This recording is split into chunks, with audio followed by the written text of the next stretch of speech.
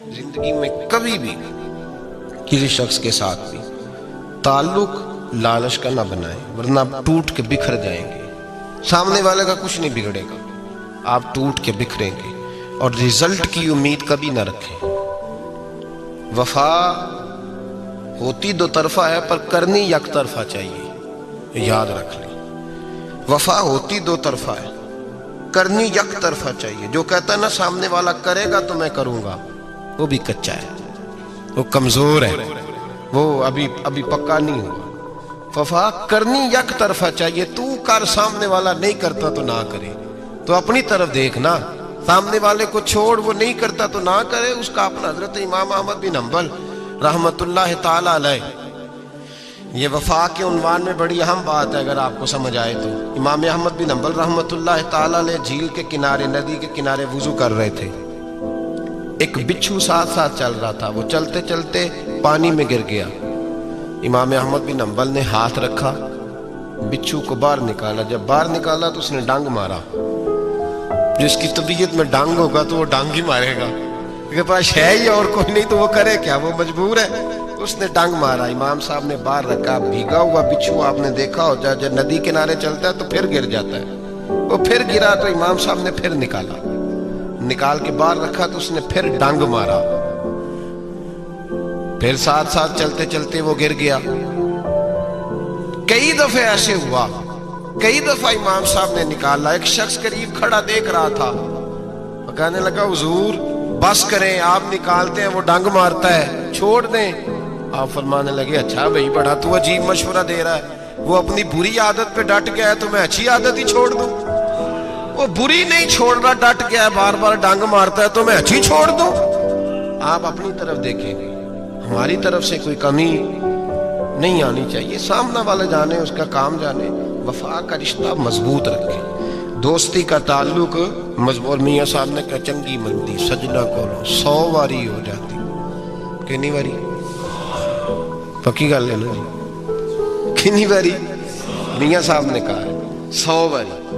ہم تو ایک باری بھی معافی دینے کو تیار نہیں۔ چنگی مندی سجنا کولو، ایسے نہیں آنے جانے والے سے نہیں، اس کے معاملے میں تو ہم خوددار ہیں نا، ہر ایک سے نہیں سنتے، وہاں تو ہم خوددار ہیں۔ سجنا کولو چنگی مندی سجنا کولو 100 واری ہو جاندی، یار یاراں دا گلا نہیں کردے اصل پریت جنہاں دی۔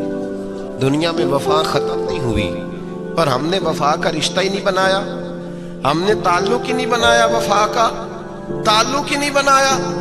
میرے شیخ سے کسی نے پوچھا تو حضور آپ ہاتھوں میں ہاتھ لے کے بیعت کرتے ہیں؟ تو آپ فرمانے لگے وہ تو ادا ہے نا، وہ سنت ہے، لیے تو ہاتھوں میں ہاتھ ہی ہوتے ہیں، لیکن فرمایا جب کسی کو سامنے بٹھاتے ہیں تو اصل بات ہی ہوتی ہے کہ ہم دلوں میں دل لے کے بیعت کر رہے ہیں، ہم دلوں کو دلوں سے باندھ رہے ہیں، اور یہ وہ رشتہ ہے جو قبر کی دیوار کے اندر جا کے بھی دوبارہ کھلتا نہیں، یہ قائم ہی رہتا ہے۔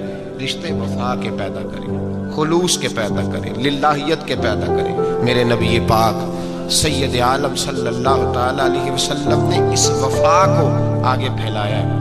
نبی پاک سید عالم صلی اللہ تعالی علیہ وسلم نے رشتوں کی مضبوطی کا حکم دیا ہے۔ عرض کی یا رسول اللہ صلی اللہ علیہ وسلم، صحابی نے پوچھا حضور مجھے سب سے زیادہ کس صدقے کا ثواب ملے گا؟ ترغیب و ترہیب میں حدیث موجود ہے، حضور کس صدقے کا ثواب سب سے زیادہ ہے؟ تو اللہ کے رسول نے فرمایا تیرا رشتہ دار ہو، تجھ سے ناراض ہو اور ضرورت مند ہو، تجھ سے ناراض ہو ضرورت مند ہو، تیرا اپنا، اس کو تو اگر صدقہ دے گا تو اللہ تجھے سب سے زیادہ اجر عطا فرمائے گا۔ رشتوں کو نبھانے کے لیے جن ضرورتوں کی ضرورت ہوتی ہے، جن حاجتوں کی، ہم جو رشتے بناتے ہیں نا، ہمارے رشتے ہیں ضرورت کے، لالچ کے۔ جب تک لالچ پورا ہوتا ہے رشتہ ہوتا ہے، حالانکہ رشتے ضرورت کے نہیں ہونے چاہیے، رشتے عقیدت کے ہونے چاہیے، رشتے محبت کے ہونے چاہیے۔ اور روحانی زندگی میں اگر کوئی رشتہ لالچ کا ہو تو وہ تو 2 قدم نہیں چلتا، ٹوٹ جاتا ہے۔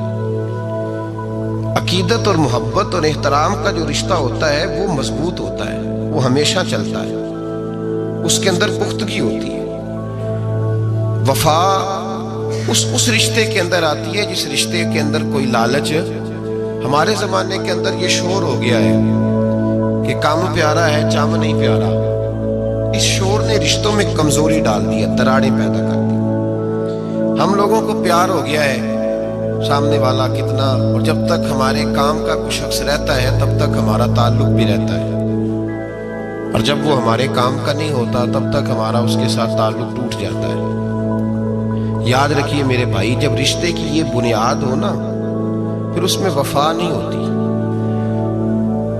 پھر اس میں وفا، آپ کہتے ہیں سامنے والا وفا نہیں کر رہا، تو بھائی وفا کی بنیاد ہی نہیں تھی یہ رشتہ، یہ بنیاد نہیں تھا وفا کی، وفا کی بنیاد نہیں۔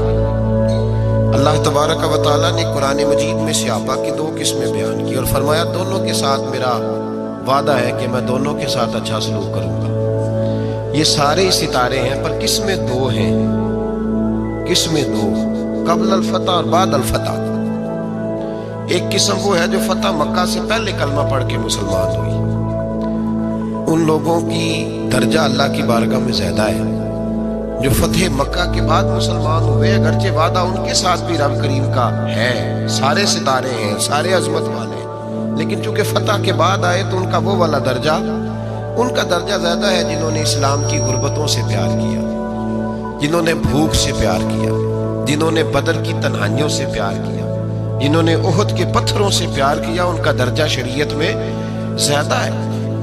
اگر آپ تعلق رکھتے ہیں نا، یاد رکھیں اتنی دیر کے جتنی دیر کام چلتا ہے، جتنی دیر ہمارا کسی دوست کے ساتھ تعلق ہے، تو یہ رشتہ کمزور ہے، اس میں وفا نہیں ہوگی اور کسی نہ کسی جگہ پہ ٹوٹ جائے گا، کسی نہ کسی جگہ پہ آ کے ختم ہو جائے گا۔ صوفیاء یہ کہتے ہیں کہ اولاد کے ساتھ بھی اس تمنا کا رشتہ نہ رکھو کہ وہ میری وفادار ہوگی اور میری وہ کل کو خدمت کرے گی۔ کمیٹی نہ ڈالو کہ یہ بچے ہیں تو بڑے ہوں گے تو میں آرام سے بیٹھوں گا تو میری پینشن لگ جائے گی، یہ روٹی کما کے لائیں گے، یہ تو کمیٹی ہے، اولاد تو نہ ہوئی، کمیٹی نہ ڈالو، چھوڑو اس چکر کو۔ اولاد فرما بردار اگر ہوگی تو اپنے فائدے کے لیے ہوگی۔ ہم نے اس سے یہ لالچ بھی، حضرت عبداللہ بن مبارک رحمۃ اللہ تعالیٰ علیہ فرماتے ہیں لالچ کے رشتے ہیں دنیا کے، لالچ کے۔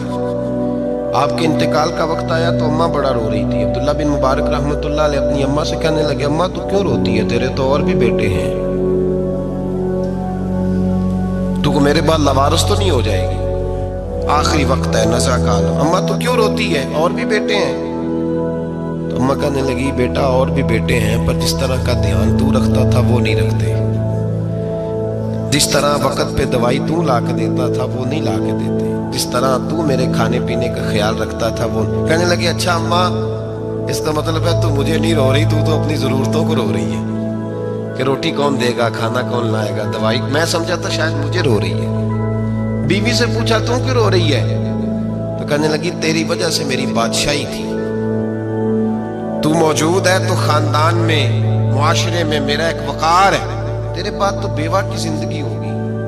آپ فرمانے لگے اوہو میں سمجھا تھا شاید مجھے رو رہی ہے، تو اپنے وقار کو رو رہی ہے۔ بیٹوں اور بیٹیوں سے پوچھا تمہاری آنکھوں میں کیوں آنسو چھلکتے ہیں؟ کہنے لگے ابا جس پیار سے باپ شادی کرتا ہے دوسرا کوئی نہیں کر سکتا، اور جس محبت سے باپ لا کے کما کے دیتا ہے دوسرا کوئی نہیں دے سکتا۔ فرمانے لگے اوہو میں سمجھا تھا مجھے رو رہے ہو، تم تو شادیوں کو رو رہے ہو، میرے ساتھ تو تعلق ہی نہیں۔ پھر عبداللہ بن مبارک رونے لگے اور پھوٹ کے روئے۔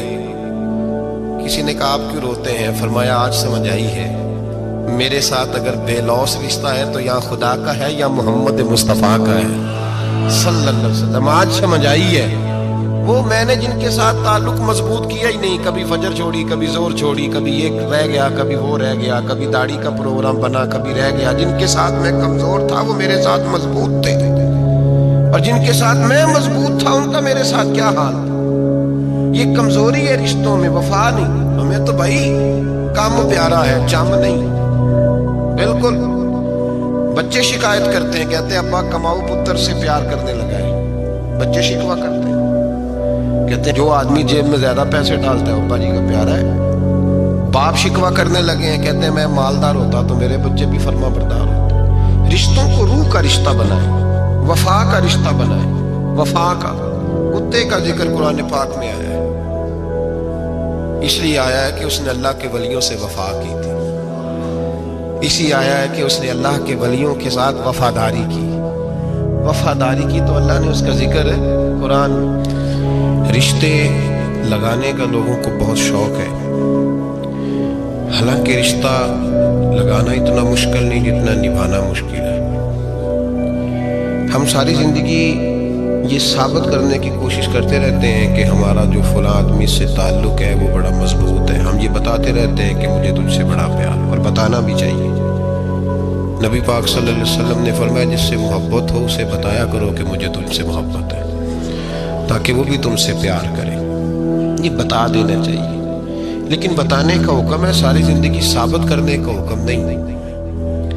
हम सारी ज़िंदगी ये साबित करते रहते हैं कि मैं बड़ा फरमाबरदार हूँ आपका, मैं बड़ा ताबेदार हूँ, मैं आपसे बड़ी मोहब्बत करता हूँ। ये साबित करते रहते हैं। रिश्ते निभाने से बात बनती है, साबित करने से बात नहीं बनती।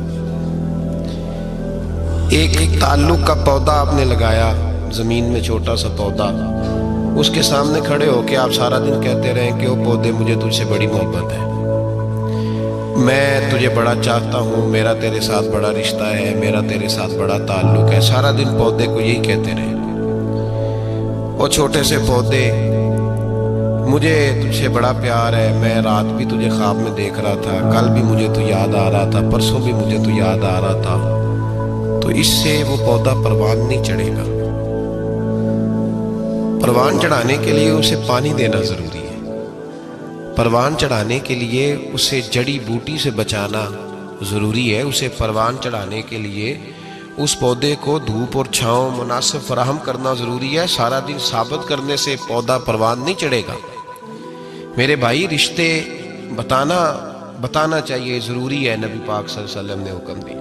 हम सारा दिन साबित करते रहते हैं, लेकिन रिश्ते परवान चढ़ाने के लिए जिस पानी की ज़रूरत होती है, जिस धूप छांव की ज़रूरत होती है, रिश्तों के बीच जो जड़ी बूटी आ रही होती है उसे काटने की जो ज़रूरत होती है, वो काम हम करते नहीं। साबित करने से रिश्ते मजबूत नहीं होते। चाहे रोज़ाना आप मुलाकात करके साबित करें कि मुझे प्यार बहुत ज़्यादा है, रिश्ते अमल करने से मजबूत होते हैं। एक बादशाह था।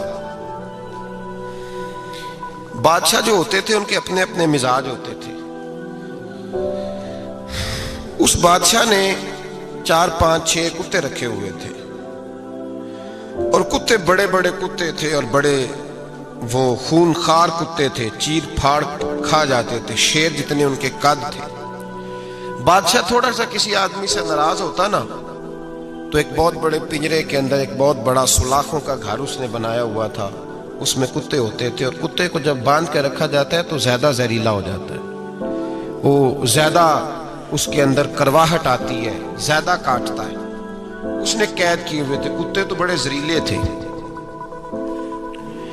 जिस आदमी से बादशाह थोड़ा सा नाराज होता ना, तो वो कुत्ते के आगे उस आदमी को डालता, कुत्ते उसको चीर फाड़ के खा जाते। ये सजा थी, लोगों को पता था। बादशाह के वजीर ने बड़ी खिदमत की बादशाह की, 35 साल तक नौकरी की, लेकिन हर सूरज ने गुरूब तो होना ही होता है ना, हर चांद ने ढलना भी होता है। अब बूढ़ा होने लगा, वो जो मजबूत हाफसा था वो कमजोर होने लगा, हल्की हल्की गलती। बादशाह मिजाज का बादशाह था, पर नहीं समझ में आया। तो मैंने कहा कि लोग कहते हैं हमें काम प्यारा है, चाम नहीं। तो रिश्ता वफा का था ही नहीं। वजीर समझने लगा कि अब ना मैं भी गलतियां करने लगा हूं, तो ऐसा ना हो किसी दिन मैं भी इन कुत्तों का शिकार हो जाऊं। उसने बादशाह से कहा कि बादशाह, मुझे आहिस्ता आहिस्ता माजरत करने लगा, कदम हटाने लगा कि मुझे छुट्टी दे दी जाए, अब मैं बूढ़ा हो गया हूं। लेकिन उसने कहा नहीं नहीं, जब तक मेरी तबीयत नहीं मानती तुम नहीं जा सकते। मुतलक वलेनान लोग थे। वजीर खामोश हो गया, परेशान रहने लगा, गलती हो गई है तो फेंक देगा। एक तजवीज उसके ज़हन में आई। वो जो पिंजरे, कुत्तों के पिंजरे पर मुहाफिज बैठा था ना, जो उनको खाना डालता था, रोटी डालता था, गोश्त देता था, उसको एक दिन कहने लगा, यार तेरी ड्यूटी है सारा दिन कुत्तों को खाना देने की, गोश्त देने की, तो 2-4 दिन ड्यूटी मुझे नहीं देता? तू ले ले, मैं तो पहले परेशान हूँ, सारा दिन इनकी देखभाल करता हूँ। उसने कुछ थोड़ा सा गोश्त लिया, पिंजरे के बाहर खड़े होके कुत्तों को डाला। अगले दिन थोड़ी रोटियां ले आया, कुत्तों को डाली। 2 4 दिन, हफ्ता, महीना, साल भर, जितना उसको मौका मिला वो दिन भर खिदमत करता। बस वक्त एक दिन आ गया, बादशाह को कोई बात अच्छी न लगी, अच्छी न लगी। उसने कहा इस बुड्ढे को उठाओ और डालो कुत्तों के पिंजरे में।